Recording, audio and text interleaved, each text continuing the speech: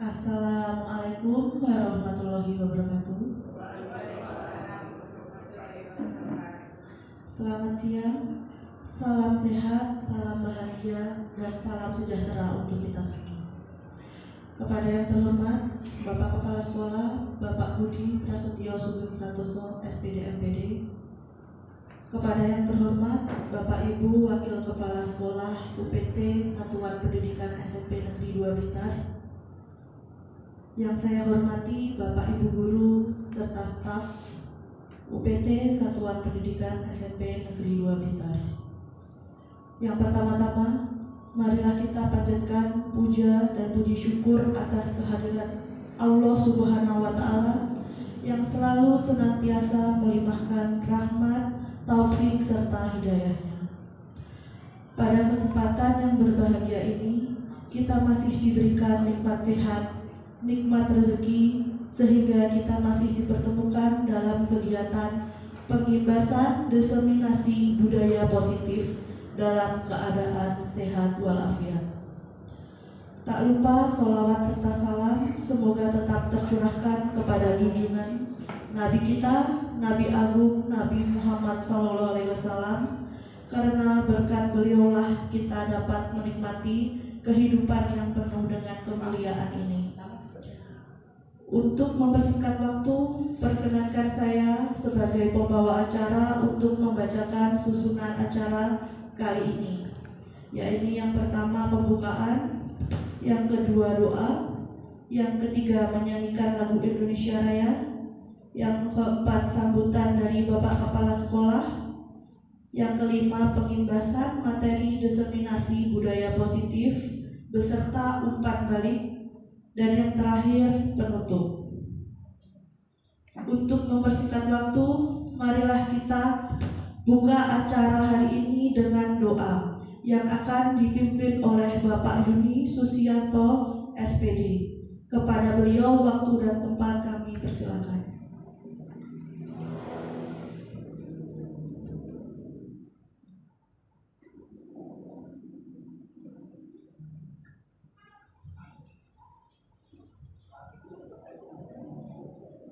Assalamualaikum warahmatullahi wabarakatuh. Bapak kita kepala saya berdoa buat agama dan diri masing-masing. Saya akan sesuai dengan ajaran Islam. Berdoa mulai. Bismillahirrahmanirrahim. Alhamdulillahirabbil alamin. Wassalatu wassalamu ala sayyidina Muhammadin wa ala alihi wa sahbihi. Alhamdulillah ala al-karim wa ziyadana alhamdulillah. Allahumma tolong wa sallallahu alaihi wa sallam wa sallam wa sallam. Rabbi ij'alna li fahma. Allahumma ij'alna wa taj'alna min khair wa la taj'alna min ahli al-ghayr innaka sami'un innaka antal rahim. Allahumma ij'alna subhana hadajan mahmula wa tabarrakum wa taqabbal ma'suma wa atina fid dunya hasanah. Bagaimana khairan semua orang yang ada benar subhanahu wa ta'ala. Wassalamualaikum warahmatullahi wabarakatuh. Assalamualaikum warahmatullahi wabarakatuh.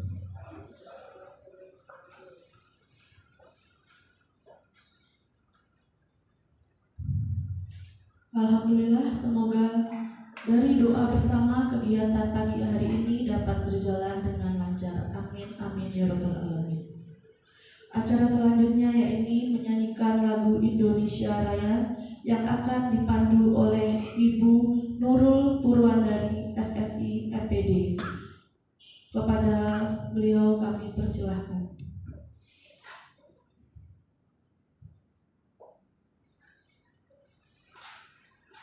Hadirin dimohon untuk berdiri.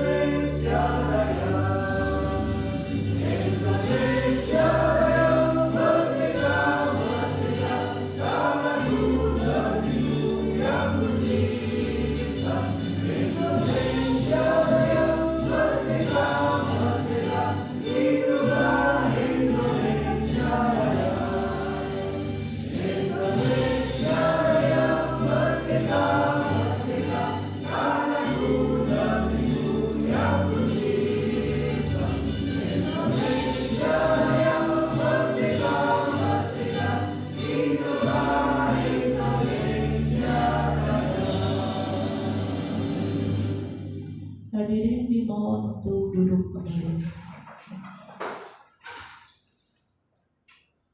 Bagian acara selanjutnya yaitu sambutan yang akan disampaikan oleh Bapak Kepala Sekolah, Bapak Budi Prasetyo Sugeng Santoso, SPD MPD. Kepada beliau waktu dan tempat kami persilakan.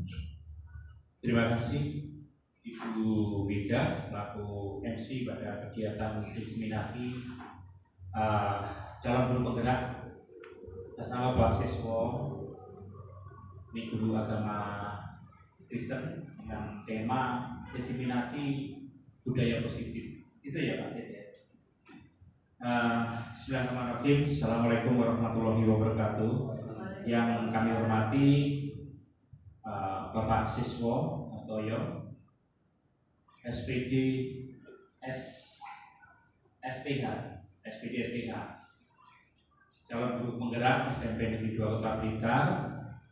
Yang kami hormati Bapak dan Ibu Dewan Guru serta diseminasi budaya positif, Bapak dan Ibu dari staf administrasi SMP Negeri 2 Kota Blitar. Sejenak mari kita senantiasa memanjatkan rasa syukur kehadirat Allah Subhanahu wa taala, Tuhan yang Maha Kuasa, atas semua limpahan-nikmat yang terus diberikan kepada kita semuanya, nikmat kesempatan, nikmat kesehatan, sehingga kita semua bisa hadir pada pagi hari ini dalam rangka diseminasi budaya positif oleh teman kita Bapak Siswo Hartoyo, calon guru penggerak. Bapak dan Ibu sekalian, tema dari kegiatan ini jelas sekali, nyata, sangat berkaitan dengan tujuan pendidikan kita. Tujuan dari pendidikan kita adalah melahirkan siswa-siswi kita, melahirkan atau menciptakan peserta didik kita ini menjadi generasi yang pintar, generasi yang cerdas dan berkarakter. Nah, untuk menciptakan generasi yang cerdas, generasi yang pintar dan berkarakter, perlu adanya suatu proses pembelajaran, perlu adanya suatu proses pembiasaan yang baik. Nah, proses pembiasaan inilah yang dinamakan dengan budaya atau pembudayaan. Harapannya apa?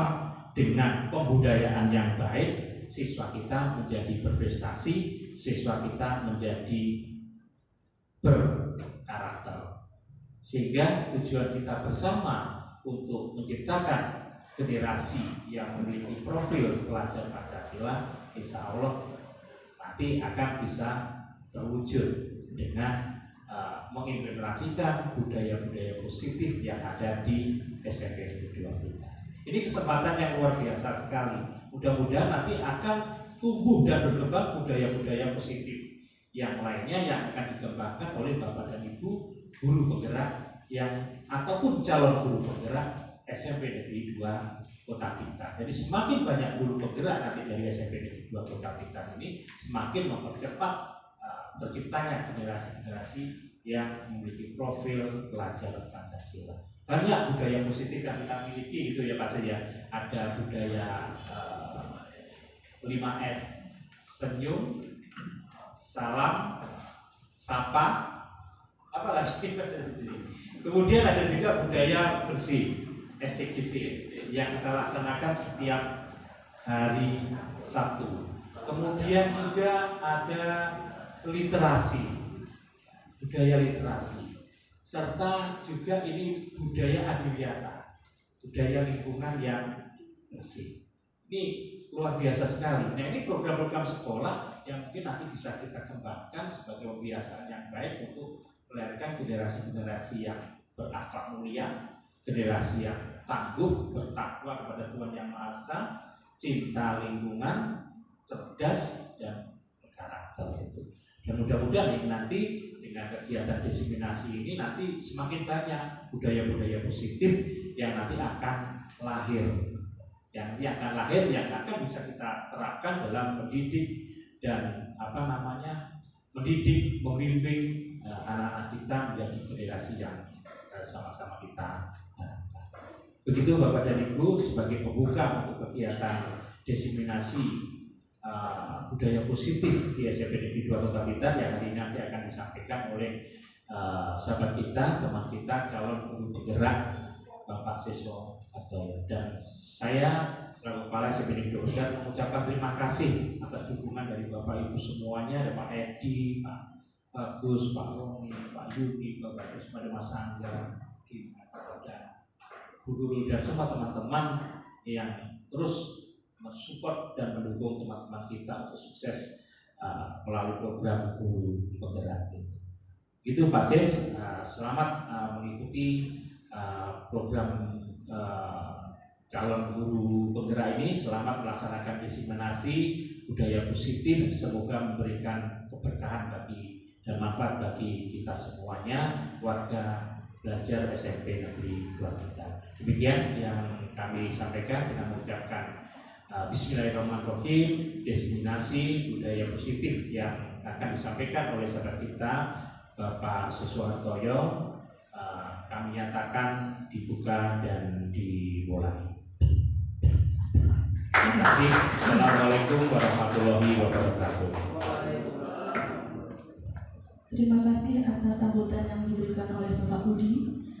Untuk acara yang selanjutnya adalah acara yang sudah kita nantikan, yaitu pengimbasan diseminasi budaya positif sekaligus diskusi dan umpan balik. Kepada Bapak Siswo Hartoyo STH, waktu dan tempat kami persilahkan sepenuhnya.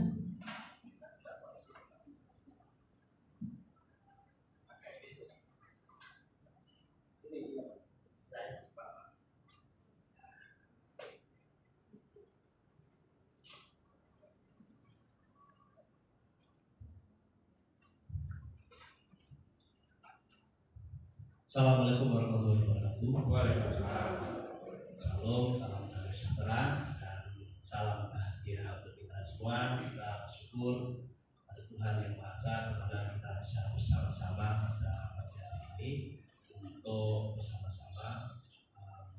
Saya selaku calon guru penggerak harus mengadakan pembahasan pada sekolah mana saya bertugas, yaitu di SMP Negeri 2 Kota Blitar. Dan terima kasih kepada Bapak Budi Prasetyo PD yang sudah hadir dan memberikan sambutan pada hari ini, serta Bapak Guru semuanya, baik dari Maka untuk Bu Dina Lestari PD, juga Bu Nurul, Mas Angga dari Tata Usaha, Mas Bagus dari Kebersihan, Pak Yuni, rekan sekerja dan guru agama Islam, Bapak Roni juga guru agama Islam, serta Ibu Marwati selaku dekan, serta Bapak Edi Santoso, ya, guru bahasa Indonesia juga kesiswaan, serta Ibu Mega sebagai BK juga.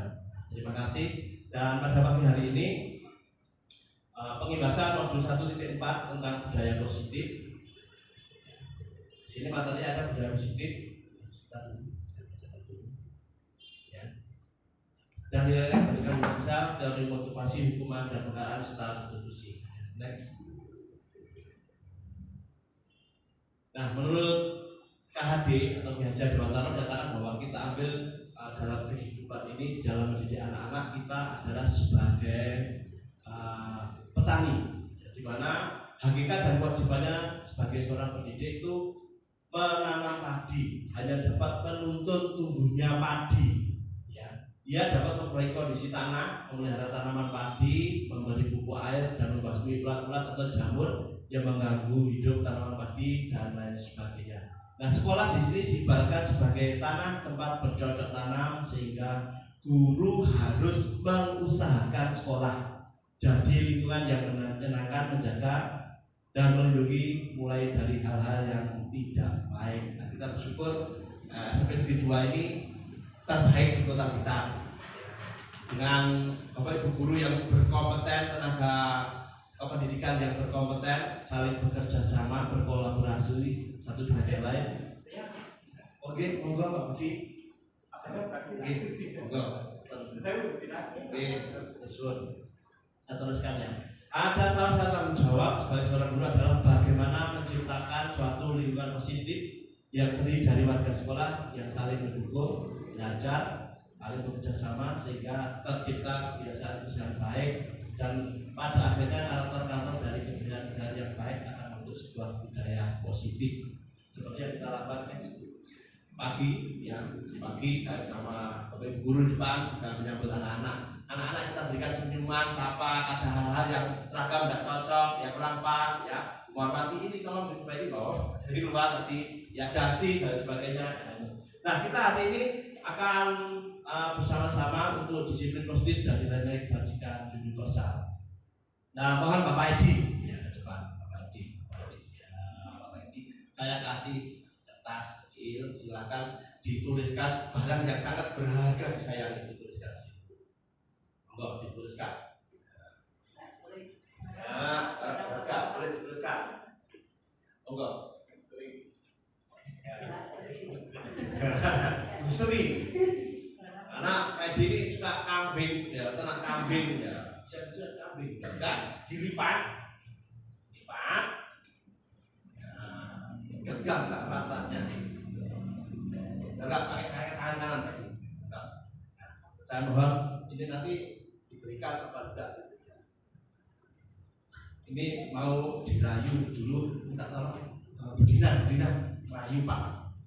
Itu intimidasi nggak apa-apa nih. Nah, genggamannya nanti coba Pak begini tangannya.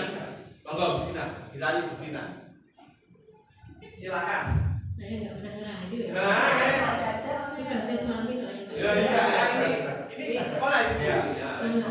Pak Edi punya data yang luar biasa. Digenggam beneran Pak Edi. Pak Edi sepertinya megang sesuatu. Megangnya erat sekali. Boleh Pak kalau saya melihat.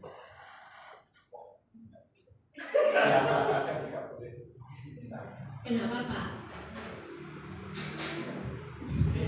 Istimewa. Oh istimewa ini. Paling istimewa. Pak, saya suka loh Pak yang istimewa. Boleh nggak Pak? Saya ikut lihat aja dikit aja. Nanti aman Pak. Saya nggak akan cerita ke Bu Nurul, nggak akan cerita Bu Warwanti, aman. Apalagi Bu Mega, nggak akan saya ceritakan Pak. Khusus saya aja. Ini barang istimewa, siapapun tidak boleh minta. Pak, bulan depan saya ada PPP keluar. 50% untuk Pak Edi, tapi saya lihat itu aja. Boleh Pak? Rasanya berat.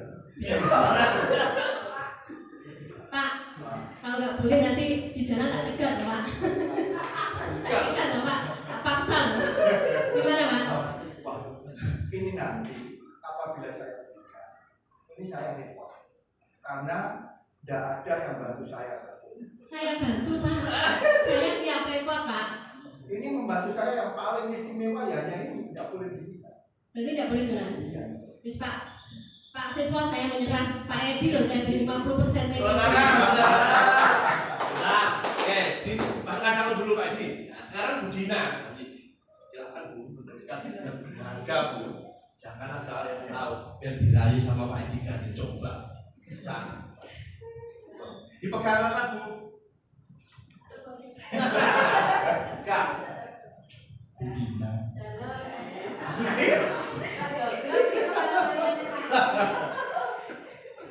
Budina kelihatannya membawa sesuatu. Apa itu Budina? Umpama Budina, saya ingin tahu saja. Boleh benar. Rahasia pribadi Pak.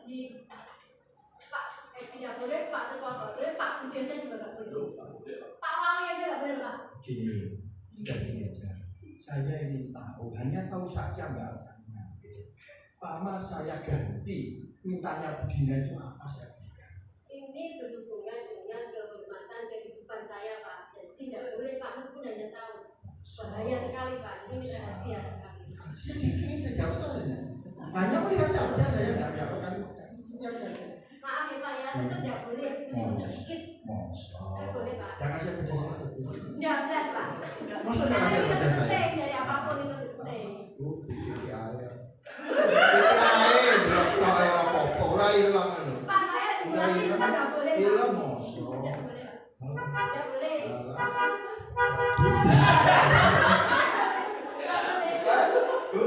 Aja lihat aja. Nggak boleh, Pak. Saya ganti tulis berikan saya ganti. Minta mobil apa kira-kira? Fortuner Pajero. Pak, mobil-mobilan nggak, Pak? Saya mobilnya. Mobil punya. Hanya lihat saja. Nggak boleh, Pak. Alat gaya. Jangan gaya. Nggak boleh, Pak. Lama sekali, nggak boleh. Oh iya. Nggak apa-apa ya, Pak. Maksudnya kasih pada saya. Ya, nggak apa-apa, maaf ya, Pak, ya. Karena ini penting sekali. Maaf ya, Pak Siswa. Tepuk tangan. Oke, silakan dulu. Oke. Terima kasih kepada Pak Edi sama Bu Dina. Tadi di rumah ya, kenapa? Pak Edi kenapa kok enggak boleh? Itu ya satu saya itu menunggu bertahun-tahun. Wah, nunggu bertahun-tahun rasanya. Bu Dina, kenapa enggak boleh?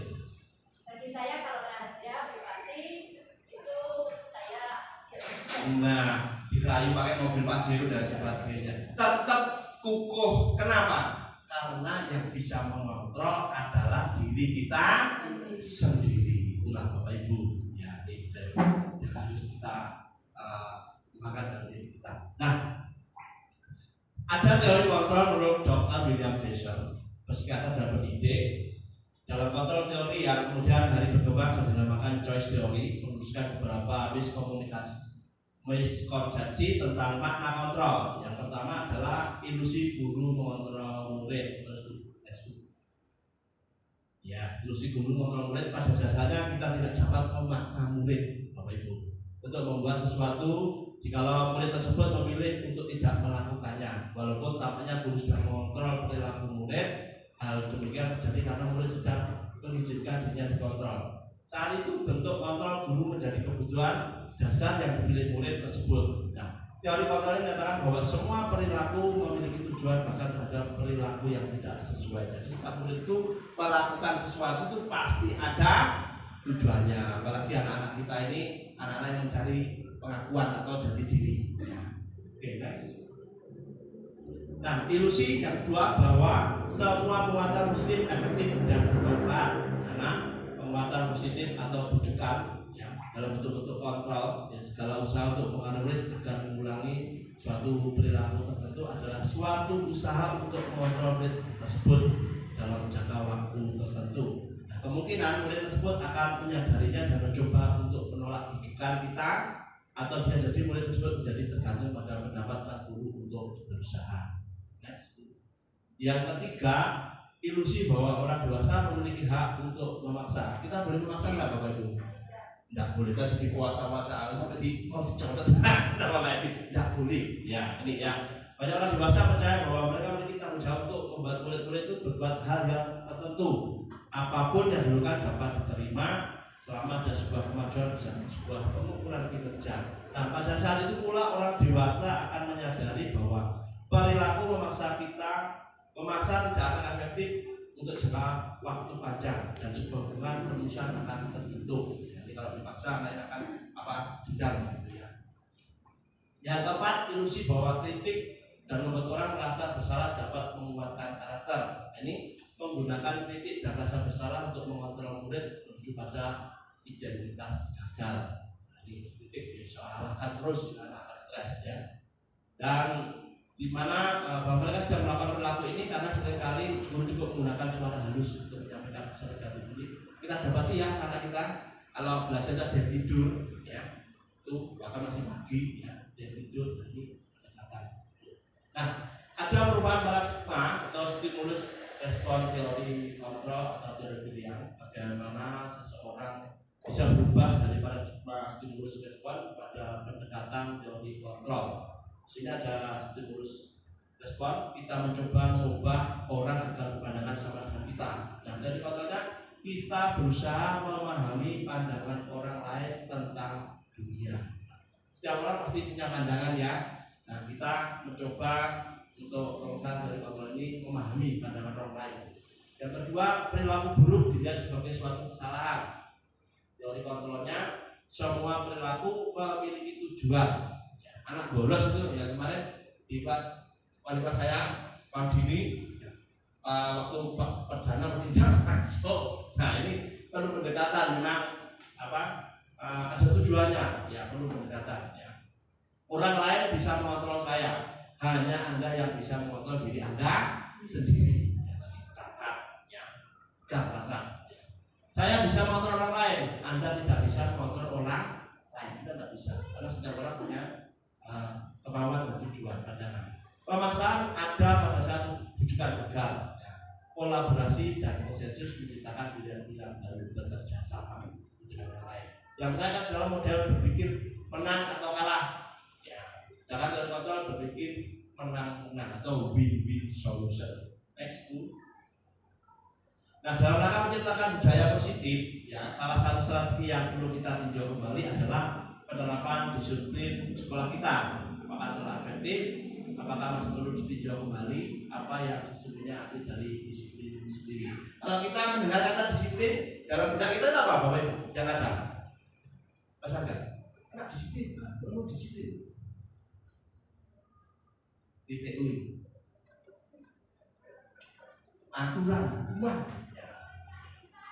Pak Juni, kalau dengar kata disiplin, tertib, ya tertibnya.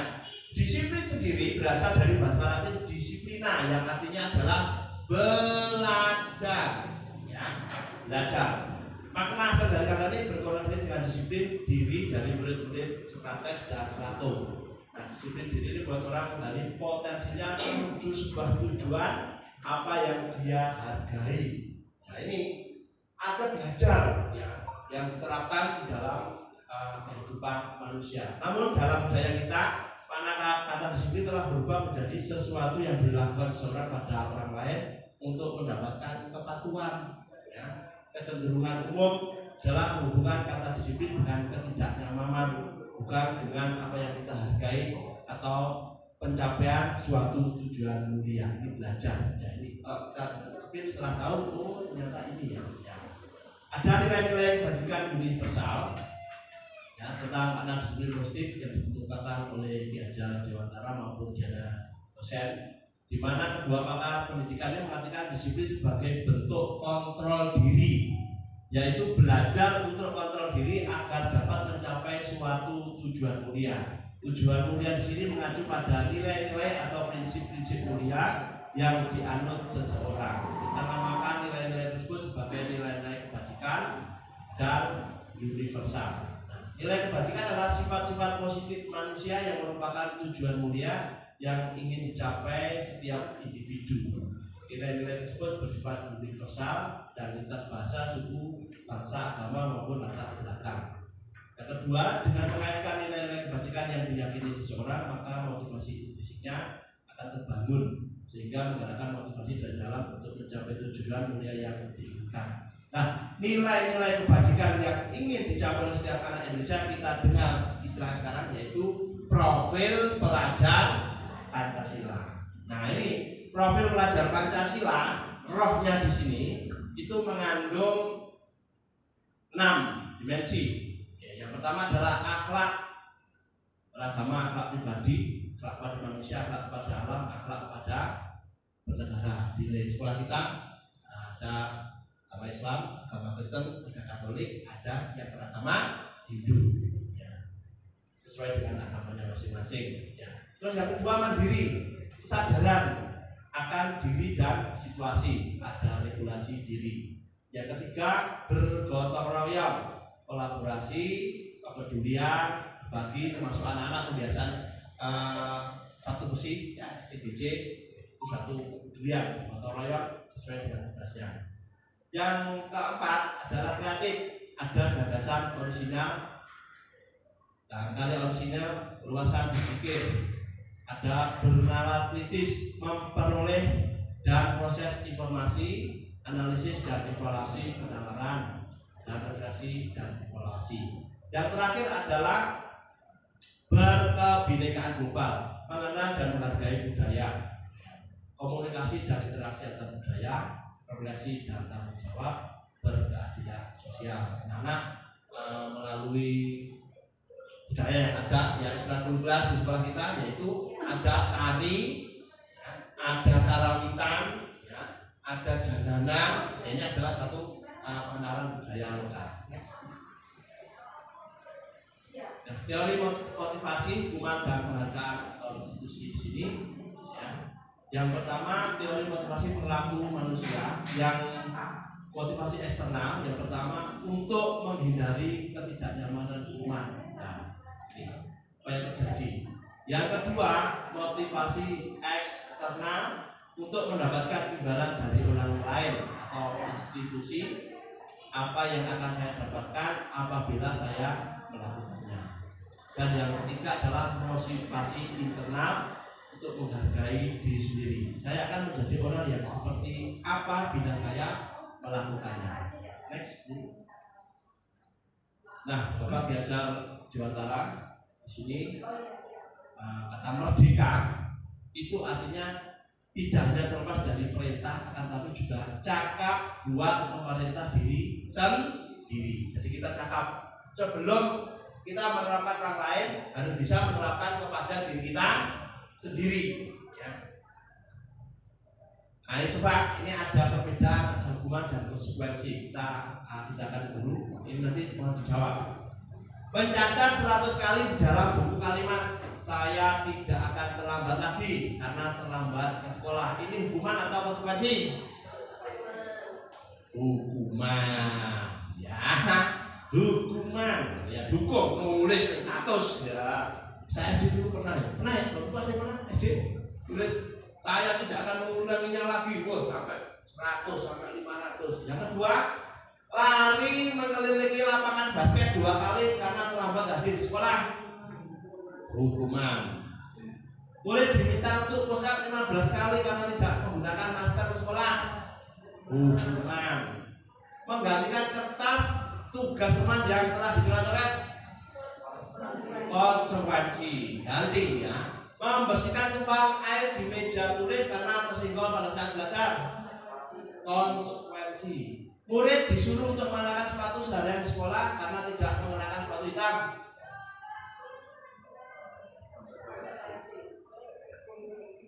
disuruh. Nah, ini hukuman. Hukum pakai sepatu seharian. Yang terakhir, lari mengelilingi lapangan basket 2 kali karena terlambat 10 menit untuk pelajaran PJOK. Hukuman. Ini ada Pak Perdana ini, ya, bagian ambil dokumen, ya. Nah, perbedaan hukuman dan konsekuensi, ya, sesuatu yang menyakitkan harus terjadi kalau dulu. Ya. Konsekuensinya sesuatu harus terjadi kalau konsekuensi. Nah, kalau hukuman membuat anak sakit, fisik maupun hati, itu jangka waktu yang lama. Kalau konsekuensi membuat anak merasa tidak nyaman dalam waktu pendek. Kalau hukuman, anak membenci kedisiplinan. Konsekuensinya anak menghargai disiplin. Hukuman itu bersifat paksaan, namun konsekuensi stimulus, ya, tanggapan. Stimulus paksaan, ya. Hukuman mendorong anak menyakiti diri sendiri. Kalau konsekuensi mendorong anak agar mudah menyesuaikan diri. Konsep diri yang buruk, ya, konsekuensinya konsep diri yang baik, kebalikannya. Hukuman anak belajar untuk menyembunyikan kesalahan, konsekuensi anak belajar untuk mematuhi aturan. Kalau hukuman itu marah, merasa bersalah, dipermalukan, merasa tidak dihargai. Tapi kalau konsekuensi kehilangan hak, dibuat tidak nyaman, diasingkan untuk sementara. Ya, ini ada konsekuensinya. Lanjut. Ya, ini ada Ibu Anas, ya, di mana dia setiap jam istirahat usai, ya, ini anak-anak itu diberikan tanda bintang. Ya. Siapa yang berdiri lurus, ya, sebelum masuk itu, ya, rapi, depan itu diberikan bintang. Namun anak-anak di sini tertantang senang. Namun ketika Bu Anas tidak masuk, maka diganti oleh Pak Heru. Pak Heru tidak tahu kebiasaannya. Ya, maka apa yang terjadi? Dia tidak mengetahui tentang stiker bintang itu. Ya. Dan pada saat masuk kelas usai, jam istirahat murid kelas 2 kembali berebut masuk kelas tertib. Salah satu kasus ya. Nah, dihukum oleh penghargaan. Bapak Ibu pernah menjanjikan kepada anak, nanti kamu naik kelas saya berikan ini. Siapa yang pernah? Pak Roni pernah menjanjikan anaknya dengan penghargaan. Nah, iso moco pernah? Nah, ini kita lihat ya, pernah Pak Roni berikan apa? Dijanjikan apa Pak Roni penghargaannya? Oh, janji palsu.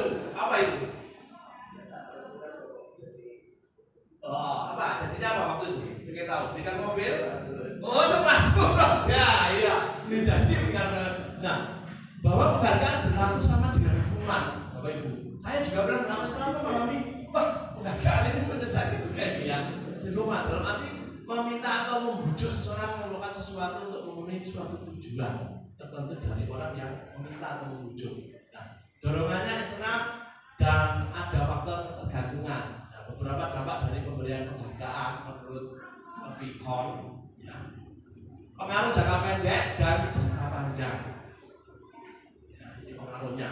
Terus penghargaan menghukum, penghargaan mengurangi ketepatan, penghargaan tidak efektif, penghargaan merusak hubungan, penghargaan menurunkan kualitas, penghargaan itu mematikan kreativitas, penghargaan mengurangi motivasi diskusi. Kelihatannya kalau kita menjadikan sesuatu itu baik ya, ternyata tidak Bapak Ibu ya. Nah, dalam menjalankan peraturan kegiatan kelas sekolah, bila mana ada suatu pelajaran, tentunya sesuatu harus terjadi. Untuk itu kita perlu meninjau ulang tindakan penegakan peraturan kegiatan kelas sekolah kita selama ini. Nah, tindakan terhadap suatu pelanggaran pada umumnya berbentuk hukuman atau konsekuensi.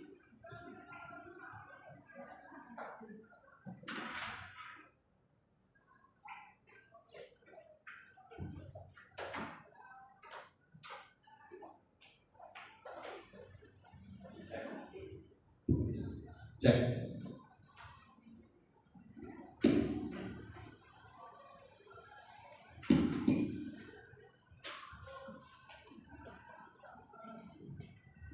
Nah, selanjutnya akan diperkenalkan program disiplin positif yang dinamakan restitusi. Lanjut dulu.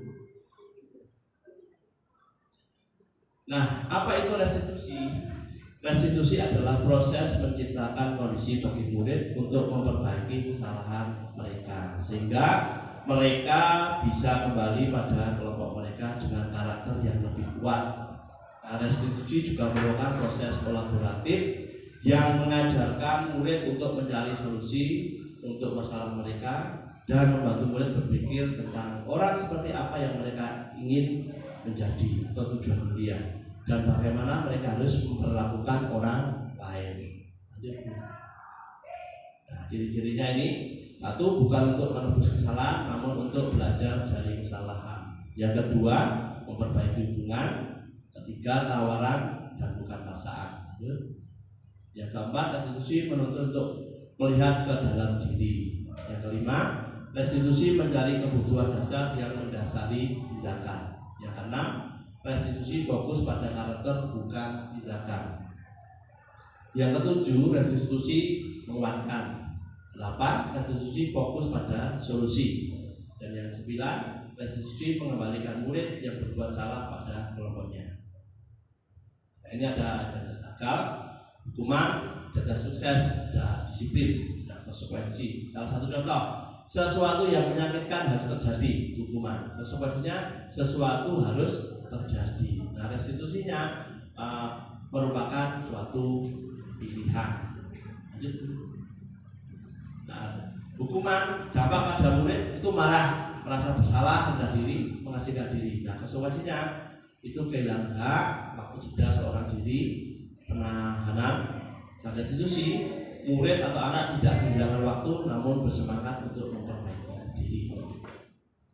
Setiap manusia itu punya kebutuhan. Ini kita lihat kebutuhan. Ya, kita kembali ke diri kita masing-masing ya, bahwa setiap manusia itu membutuhkan cinta kasih atau diterima. Betul tak?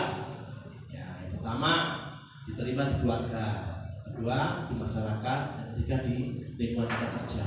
Terus setiap manusia butuh penguasaan, ya, menguasai diri. Manusia boleh marah enggak? Boleh, tapi harus dikuasai. Ya. Terus setiap manusia itu perlu kesenangan. Ya. Perlu kesenangan. Mas Bagus kesenangannya apa Mas Bagus? Nah, olahraga. Pak Roni? Olahraga, ya. Senang. Pak Edi? Oh, makan bakmi. Bu Marwa? Bakso. Pak Yuni? Makan apa Pak? Paling senang? Oh iya enak, kayak Bedina. Nonton film, Mas Aga? Olahraga, Bu Mega? Ya, saya senangnya apa? Traveling, ya, sepeda senang ya. Dan setiap kita juga perlu apa? Dasar kebebasan, ya kan? Bapak Ibu di keluarga pasti kita punya kebebasan, ya. Kebebasan lanjut Bu. Nah, ada 5 posisi kontrol guru, di mana satu sebagai penghukum, 2 pembuat merasa bersalah, 3 sebagai teman, 4 pemantau, yang terakhir adalah manajer. Nah, 5 posisi kontrol ini, ya, salah satu motivasinya guru berbuat menghardik, menunjuk-nunjuk, menyakiti atau menyindir. Ya, itu kamu itu pasti terlambat setiap hari. Ya, ini anak merasa jual begitu ya. Ini penghukum. Ya. Terus membuat rasa bersalah, berceramah mengatakan seharusnya itu kamu datang lebih awal. Ya. Terus saya kecewa kamu setiap hari terlambat ini. Pak Edi kalau pagi lihat kita. Terus ada teman yang membutuhkan alasan. Ya, apa tuh terlambat? Apa Mas terlambat? Ya, ditanya dulu. Ya, aku dulu ya. Terlambat gitu ya Bu ya. Ditanya. Ya. Terus ada pemantau, menghitung dan mengukur sini. Terus bagaimana manajer ini ya, yaitu mengajukan pertanyaan-pertanyaan. Ya, ini monggo lanjut dulu. Ya, ini pernyataan-pernyataannya. Saya kecewa sekali dengan kamu. Ya, ini siapa yang mengatakan ini dulu ya? Pembuat orang merasa bersalah. Yang kedua, kamu tidak pernah benar melakukannya. Ini sebagai hukum. Ayolah lakukan, ini bapak, ibu, guru, ya. Ini sebagai teman. Terus, apakah kamu mau mendapatkan stiker bintang hari ini? Sebagai mantau, ya, dipantau dengan adanya stiker. Bagaimana kamu bisa menyelesaikan ya, masalah ini? Inilah sebagai manajer. Ya. Kamu selalu yang paling terakhir, ini penghukum. Nah, ada budaya positif di sini ya, yang lebih luas, namun mengerucut akhirnya ada lingkungan positif, ada keyakinan kelas, yang terakhir adalah peraturan kelas. Kita sudah melakukannya ya di kelas, setiap kelas ya, bagi Bapak Ibu wali murid, wali kelas pasti sudah membuat namanya kesepakatan kelas ya, keyakinan kelas. Nah, keyakinan kelas ini adalah nilai-nilai kebajikan atau prinsip-prinsip universal yang disepakati bersama secara universal lepas dari latar belakang suku, negara, bahasa maupun agama. Nah, menurut Gosen ini suatu keyakinan akan lebih memotivasi seseorang dari dalam. Jadi seseorang akan lebih bersemangat untuk menjalankan keyakinannya daripada hanya sekedar mengikuti serangkaian peraturan. Munculnya dari dalam. Ada pembentukan keyakinan kelas. Nah, ini keyakinan kelas bersifat abstrak daripada peraturan yang lebih rinci dan konkret. Yang kedua, keyakinan kelas berupa pernyataan-pernyataan yang universal. Ketiga, pernyataan kelas senantiasa dibuat dalam bentuk positif. Dan yang keempat, keyakinan kelas sebenarnya tidak terlalu banyak sehingga memudahkan untuk diingat. Nah, supaya warga kelas semua warga kelas sebaiknya ikut berkontribusi dalam membuat keyakinan kelas lewat jurang pendapat. Nah, ini kalau sudah anak membuat kesepakatan kelas, di dalamnya ada komitmen, berarti wajib dilakukan bersama, sama ada komitmennya. Terus ada rasa tanggung jawab dan saling menghargai. Terus jujur. Nah kalau melanggar berarti apa? Dia kesepakatan jujur, saya melanggar kesepakatan kelas ya. Terus ada peduli, kalau temannya melanggar maka disitulah anak-anak akan saling berkata. Nah ada segitiga restitusi, terus pun lanjut ke gambarnya.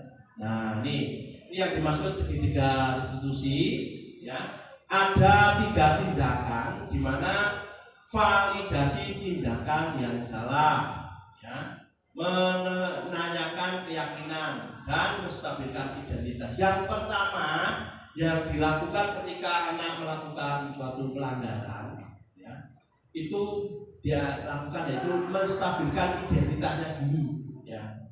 Nah kita salah satu contoh sini, setiap orang pasti pernah melakukan kesalahan. Pasti kita pernah melakukan kesalahan ya Bapak Ibu ya.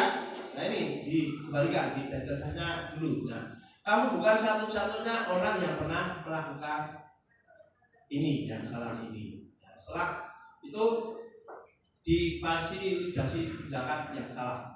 Kamu tetap tentu punya alasan mengapa melakukan itu. Nah, adakah cara yang lebih efektif untuk mendapatkan apa yang kamu butuhkan? Ya, belum. Nah ini ada nilai yang telah kita sepakati. Kamu melanggar kesepakatan yang nomor berapa? Ya, saya tanya kemarin tuh nomor berapa? Saya datang terlambat. Ya untuk besok apa yang harus kamu lakukan? Saya akan bangun lebih awal. Lanjut tuh. Nah tahapan ini ya sepertikan tadi menstabilkan identitas. Ya. Terus lanjut.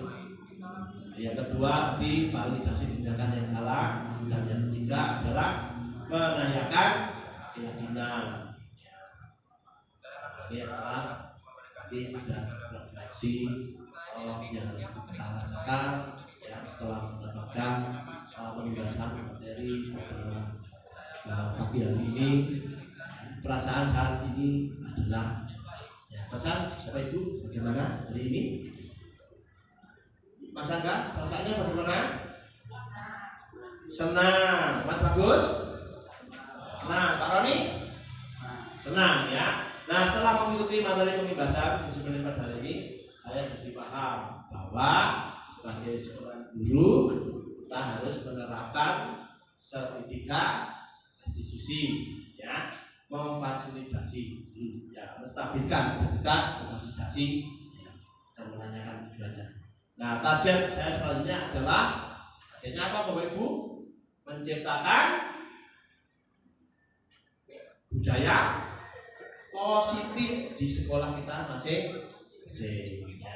Nah, tujuan kuliah dari penerapan disiplin positif agar dapat terbentuknya murid-murid yang berkarakter, berdisiplin, santun, jujur, peduli, bertanggung jawab, dan merupakan pembelajar sepanjang hayat sesuai dengan standar kompetensi lulusan yang diharapkan. Nah, dalam rangka menciptakan lingkungan yang positif, maka setiap warga sekolah dan pemangku kepentingan perlu saling mendukung, menghayati, dan menerapkan nilai-nilai kebajikan yang telah disepakati bersama. Tidak bisa Bapak kepala sekolah, maka aja yang melakukan, tidak bisa, atau kesiswaan.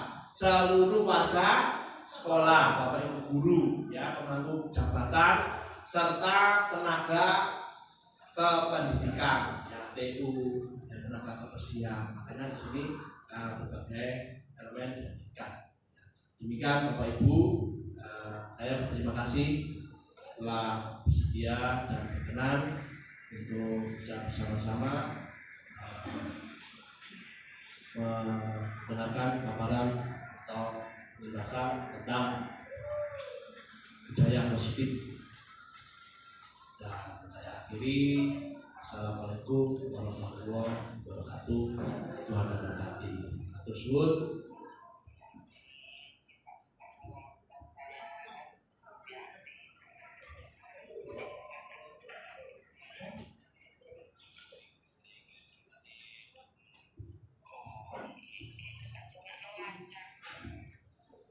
Alhamdulillah acara demi acara telah kita laksanakan dan telah selesai dengan lancar. Sebelum kita tutup, saya selaku MC pembawa acara pertemuan pengimbasan hari ini mohon maaf yang sebesar-besarnya apabila ada tutur kata dan tindak tanduk yang kurang berkenan untuk Bapak Ibu. Sekian, mari kita tutup acara ini dengan bacaan hamdalah. Alhamdulillahirabbil alamin. Billahi taufiq wal hidayah. Wassalamualaikum warahmatullahi wabarakatuh. Monggo Bapak Ibu kita merapat untuk foto terlebih dahulu.